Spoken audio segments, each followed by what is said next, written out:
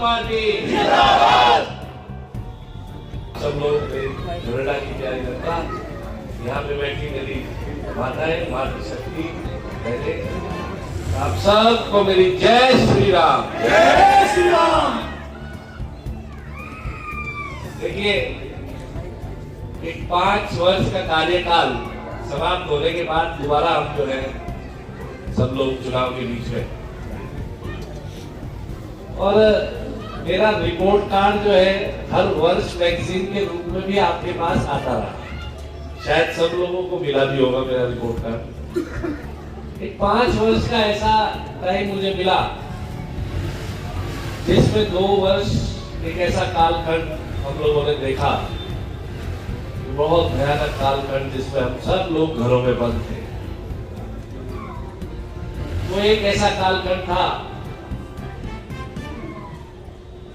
जिसको अभी भी याद करते हैं तो रूह कांप जाती है। मैं तो ये कहूँ, हम लोगों ने अपनों को खोया, टीवी खोलते थे तो बस उसमें एक ही चीज दिखाई देती थी कि आज वहां इतना मृत्यु हो गई, वहां ये हो गया। और सैनिटाइजेशन को लेकर के इतनी ज्यादा जागरूकता हम लोगों के बीच में थी। झमरेड़ा नगर पंचायत ने पहल करी, एक ऐसी पहल करी, एक हाईटेक मशीन हम लोगों के बीच में आई। और मैं ये कहता हूं, हमने झमरेड़ा ही नहीं, झमरेड़ा में तो हमने सैनिटाइज किया ही, अपने आप को सुरक्षित किया ही, लेकिन झमरेड़ा जो है वो खाली झमरेड़ा से झमरेड़ा पूरा नहीं होता जब तक आस पास के सबका गांव का समायोजन हमारे में नहीं होता, तब तक हम पूर्ण नहीं हो पाते। तो हमने आस पास के सारे गांव भी सैनिटाइज करने का काम किया। एक संदेश हमने दिया, भारतीय जनता पार्टी के बोर्ड ने एक संदेश दिया कि सबके साथ है। कोरोना काल खत्म होने के बाद मात्र 3 साल का समय मुझे मिला। 3 साल में चुनौतियां बहुत बड़ी थी। झमरेड़ा को एक नया झमरेड़ा, एक नया रूप, एक नए रंग के साथ उभारना था। झमरेड़ा में बहुत लोग, जब मैं पहले बात करता था तो कहते थे कि झमरेड़ा में आते हैं तो ऐसा नहीं लगता कि हम किसी निकाय में आए हैं। तो झमरेड़ा को वो फील देनी थी, वो फील गुड फैक्टर झमरेड़ा के बीच में लाना था कि आपको ये महसूस हो कि आप किसी बड़े शहर के बीच में ही हैं। उसी पहल को लेते हुए इस बोर्ड ने निर्णय लिया। एक बहुत बड़ी समस्या डिवाइडर्स की हमारे बीच में थी। डिवाइडर्स बनते थे, मोटरसाइकिल वाला तोड़ देता था, मोटरसाइकिल वालों का पहिया लगता था, डिवाइडर टूट जाते थे। बोर्ड ने निर्णय लिया, सब लोगों ने बन बनाया कि कम से कम ऐसे डिवाइडर तो बनाए, मोटरसाइकिल का पहिया क्या, ट्रक भी अगर एक बार टकरा जाए तो ट्रक ही टूट जाए, डिवाइडर ना टूटे। 2-3 प्रकरण ऐसे हुए कि ट्रक ही टूट गए, डिवाइडर में क्रोश नहीं आए। डिवाइडर बनाए, भव्य पोल उस पर लगाए।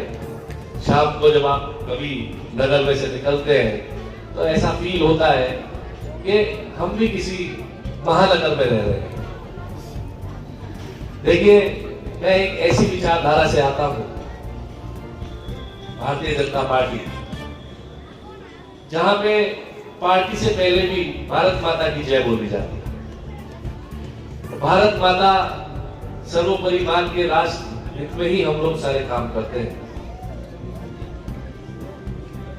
जिस टाइम पुलवामा अटैक हुआ, हमारे कई शहीद, हमारे बेटे देश के, वो उसमें शहीद हो गए। उस टाइम निर्णय लिया गया, इन शहीदों के नाम एक अमर जवान चौक बने, देश को समर्पित किया गया वो चौक, और वो आज पहचान बन चुका है झमरेड़ा की। सबसे मजबूत स्तंभ मैं कहता हूं किसान, जो रीढ़ की हड्डी है इस देश की, उनके झंडा स्थापित हम लोगों ने किया। मैं आज भी आपसे कहता हूं, एक झंडा किसी नगर में इस प्रकार का आपको नहीं मिलेगा कि नगर के किसी भी कोने से आप छत पे खड़े हो जाए तो भारत माता का झंडा आपको वहां लहराता है। बहुत चैलेंजेस मेरे सामने आए। सबसे बड़ा जो चुनौती थी वो जल निकासी थी। पूर्व में इस प्रकार के नाले झबरेड़ा में बनाए गए थे, जो झबरेड़ा में बाहर का जल अंदर ले, जो झबरेड़ा के बाहर का पानी था वो उल्टा नाला झबरेड़ा में बनाने का काम मेरे से पहले बोर्डों में हुआ था। जब नाले की सोच लेकर के हम लोग सड़क पे उतरे, हमने सर्वे किया तो बड़ा चुनौतीपूर्ण कार्य था। उसमें बहुत सारे संकट भी थे। जब यहां से अनुज यही होंगे हमारे बीच में ऊपर खड़े हैं, जब अनुज और हमने वर्क स्टेशन लगा करके देखा तो 1% का स्लोप लेवल वहां था और उसमें 1% के स्लोप में बस ये समझिए आधे % की त्रुटि भी नहीं चल रही थी। आधे % की त्रुटि का मतलब नाला फेल होना था और नाला ऐसी जगह स्थित था जहां से बनना शुरू होना था। वहां पे एक बहुत, मैं ये कहता हूँ कई मकान उस नाले के बिल्कुल बराबर में से जाने थे और उसमें से अधिकतर मकान पिलर्स में नहीं थे। एक ऐसी चुनौती हम लोगों के सामने थी कि किसी का मकान भी ना टूटे और नाले का ढाल ठीक रहे और नाले का इस तरह से हमको बनाना था कि झबरेड़ा का जो जल समस्या है उसको जड़ से नाला दूर कर दे। बड़ी मेहनत के बाद वो नाला बना। मेरे बहुत विपक्षी वहां जाते थे, कहते थे यहां से तो पानी निकल ही नहीं पाएगा। जिस दिन वो नाला चालू हुआ, मैं बड़े उससे आपको कह सकता हूं कि आप लोग पूरे जिला जनपद हरिद्वार को ये बात बता सकते हो, 2 साल पहले जब भारी बारिश हुई, अकेला कस्बा झबरेड़ा ही ऐसा कस्बा था जहां 1 इंच पानी नहीं था। उस दौरान मुझको रुड़की में एक व्यक्ति मिले थे, उन्होंने कहा था मानवेंद्र जी आपका कस्बा ऐसा है, आप लोग जूते पहन करके तो चल रहे हो, हम तो रुड़की में रह रहे हैं ऐसी जगह पे जूते नहीं पहन पाए 15 दिन से, पानी भरा हुआ है। तो हम लोग इस सोच के साथ आप लोगों के बीच 5 साल आपके आशीर्वाद से जो मैंने बोर्ड, आपने मुझे बोर्ड में बिठाया था, इस सोच से, विकास की सोच से हम लोग बीच में थे और विकास के अलावा और किसी एजेंडे पे हम लोग नहीं चले। जो भी विकास का कार्य, जो भी समस्याएं सामने आई, वो सरलता पूर्वक हल करने का कार्य बोर्ड ने किया। मैं ये कहता हूं कांग्रेस पार्टी आज चुनाव के बीच में है। विकास का मुद्दा उनकी एजेंडे में ही नहीं है। वो मीटिंग करते हैं, विकास के मुद्दे पे वो बात नहीं करते, वो आधा घंटा बोल जाते हैं, लेकिन उनके एजेंडे में विकास का मुद्दा ही नहीं है। वो इधर उधर की बातें करते हैं, बहकाते हैं सबको। उनसे कभी कोई पूछ भी ले अगर कि विकास पे तो कुछ बोलिए, वो बोले विकास तो उनको दिखाई नहीं देता, कहाँ हुआ है विकास, पता है कैसे दिखाए उनको विकास। एक अलग अलग एजेंडे के साथ वो बीच में आते हैं। एक अभी एजेंडा चला है कि हम 1 वोट 1 घर से मांगेंगे।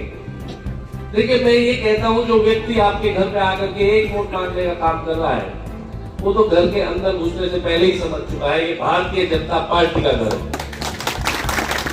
वो तो मान रहा है ये भारतीय जनता पार्टी का घर है और वो तो 1 वोट मांग रहा है आपसे, वो 1 वोट चुराने की नियत से आपसे 1 वोट मांग रहा है। तो जो व्यक्ति आपको अपना ही नहीं मान रहा है, जो ये मान चुका है आप भारतीय जनता पार्टी के हो, तो आपको इस पे सोचना चाहिए कि 1 वोट दे करके अपनी वोट खराब करने से बेहतर है कि अपनी पार्टी को मजबूत करके भारतीय जनता पार्टी का वोट दोबारा रखें। एक एजेंडे के तहत जनरल सीट पे महिला प्रत्याशी हमारे बीच में है। एक एजेंडा है, उसको पता लगा, ये तय हुआ है कि हमारी माताएं बहनें